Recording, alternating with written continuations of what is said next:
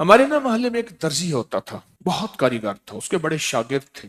اصل وہ بکھر کا تھا، یہاں روزی روٹی ملی تو وہیں آ گیا، پرانے شہر میں رہتا تھا۔ تو وہاں اس کے ساتھ ایک عجیب معاملہ تھا، وہ جس دکان پہ بھی بیٹھتا، ساری عمر گھر بھی کرائے کا تھا، اس کی دکان بھی کرائے کی تھی، اور ساری عمر ایسی گزری۔ جس دکان پہ بیٹھتا تھا وہ اس دکان وہ کیا کرتا تھا، ویران دکان ڈھونڈتا تھا جس کی دکان کرائے پہ نہیں ہوتی تھی۔ غور طلب بات ہے، عجیب بات بتا رہا ہوں، یہ میرے دیکھے واقع ہیں۔ وہ ہمارے پڑوس میں کوئی 30 سال رہا، تقریباً 30 سال رہا۔ وہ ویران دکان لیتا تھا، نامور اتنا تھا کہ استاد کو آ کے دنیا ڈھونڈتی تھی، چاہے وہ گلی کے کونے میں جہاں بیٹھ جائے، اتنا کاریگر تھا۔ ویران دکان ڈھونڈتا تھا جس دکان کو کوئی نہیں لیتا تھا، پھر لکھواتا تھا کہ میں اتنے سال تک نہیں اٹھائے گا، وہ خوشی سے لکھ کے دے دیتا تھا، کیونکہ اس کو تجربہ تھا، اس کو نہیں تھا۔ اتنے اور بڑے بڑے طاقتور لوگوں کی گواہیاں ڈلواتا تھا کہ کل کو مجھے اٹھائے گا۔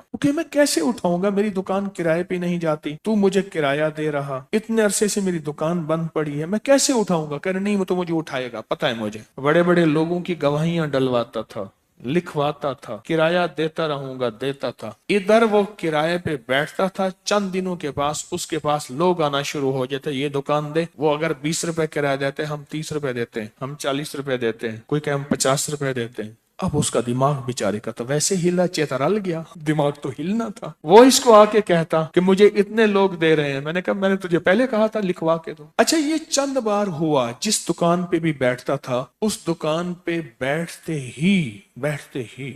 ہی اس کے ساتھ یہ معاملہ شروع ہو جاتا۔ اب یہ راز کسی کو پتا نہیں تھا، یہ راز ہے کیا اس کا، اس کے ساتھ کیا ہوتا ہے، اس کے ساتھ ایسا کیوں ہوتا ہے۔ اس نے نا ایک دفعہ یہ راز ایک بندے کو بتایا، اس نے مجھے بتایا، براہ راست میں نے اس سے بات نہیں ہوئی، لیکن ہمارا پڑوسی تھا، وہ ایک بندے کو اس نے یہ راز بتایا، ہمارا ایک رشتہ دار تھا، اس کو یہ راز بتایا اور اس کو کہا کہ میرے ساتھ یہ راز ہے۔ اس نے اب جو لفظ کہنا، پہلے میں وہ لفظ آپ کے سامنے بیان کرتا ہوں۔ کہنے لگا، بخت میرے اوپر پاگل ہے، اور مجھے اکھے بخت میرے اوپر پاگل ہے، میں نہیں چاہتا وال میں کو آتے ویلڑ میں دے، ویلڑ چپک جاتا ہے، چپٹ جاتا ہے، لپٹ جاتا ہے، میں نہیں چاہتا، آ کے پھر مجھے لپٹ جاتا ہے بخت۔ اچھا، جس کی دکان آنے کی ہوتی ہے 100 آنے کی ہو جاتی ہے۔ اچھا، ادھر میں دکان چھوڑ کے جاتا ہوں کسی اور جگہ پہ، وہ دکان پھر آنے کی ہو جاتی ہے، پھر جہاں میں جا کے بیٹھتا ہوں پھر وہ 100 آنے کی ہو جاتی ہے، پھر وہ پیچھے والے مجھے آ کے بلاتے ہیں، آپ کی مہربانی آ جاؤ، اس سے کم کرایہ دینا۔ تھا کوئی ایسا، کیونکہ ہاتھ کا کاریگر بہت کم ہوتا ہے جو سر پھرا نہ ہو، ہاتھ کا کاریگر وہ ہاتھ کا جس شعبے کا ہو، تھا کوئی سر پھرا، کہہ رہا میں نہیں جاتا تو دکان پہ، تم نے مجھے نکالا تھا۔ ساری زندگی اس نے ایسے گزاری۔ اب یہ بخت کہاں سے ملا؟ اب بخت کو سن، کہا میرا باپ مزدور تھا، مزدوری کرتا تھا، بڑا ہوا تو اس نے مجھے درزیوں کے کام پہ ڈال دیا کہ بیٹا چلو چھاؤں کا کام ہے تو کرتا رہے گا۔ میں تو دھوپ سردی گرمی مزدوریاں کرتا رہا، درزیوں کا کام چھاؤں کا کام ہے تو کرتا رہے گا۔ اور میرے والد کہتا تھا تجھے کوئی ایسا رئیس مل جائے جو اپنی دیوڑی میں جو جگہ دے۔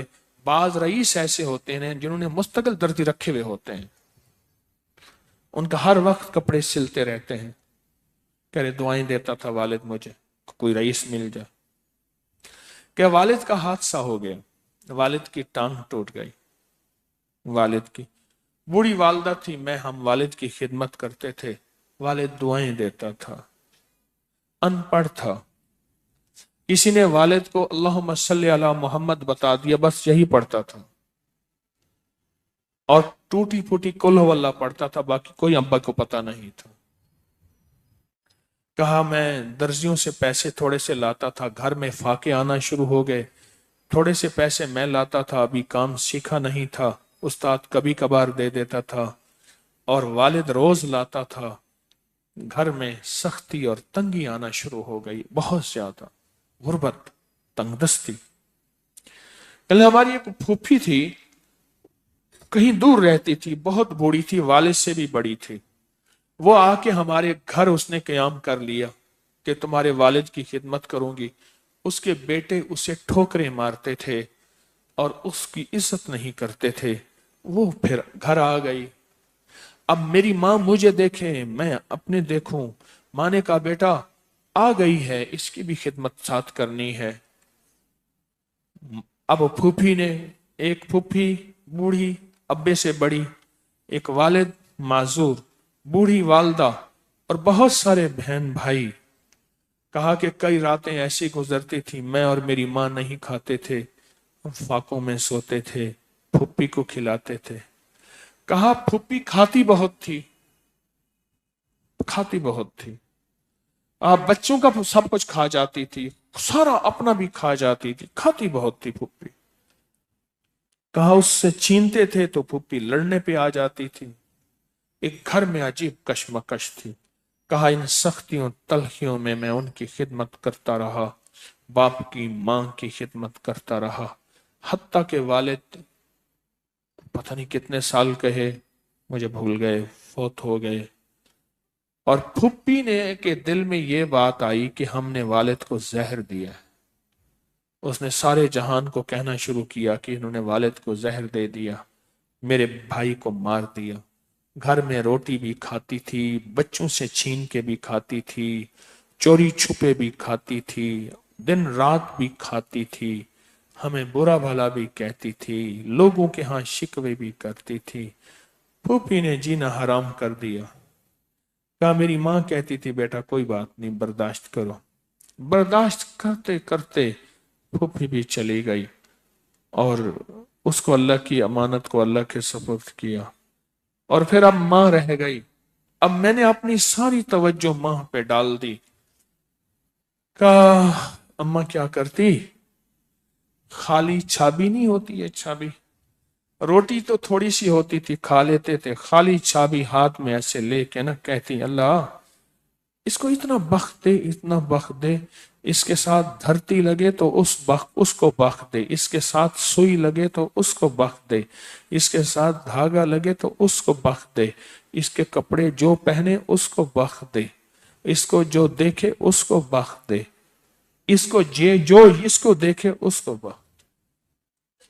अम्मा छाबी लेके मांगती थी, रोती थी, और बाजों का छाबी में अम्मा के बहुत सारे आंसू होते थे। कि बस ये निजाम चलता रहा चलता रहा। अम्मा भी गुजर गई। अब उसके बाद फिर मैं, मेरे बच्चे, अब जो बख्त के दरवाजे खुले, मैं जिसको देखता हूं उसको बख्त, जो मेरे कपड़े पहनता है उसको बख्त, जिससे सुई खरीदता हूं उसको बख्त, जिससे धागा खरीदता हूं उसको बख्त, जिसकी जगह पे बैठता हूं उसको बख्त। बख्त जब बेदार था बदबख्त आंखें सो गईं। ख्याल करना अभी बख्त बेदार है, कहीं बदबख्त आंखें सो ना जाए।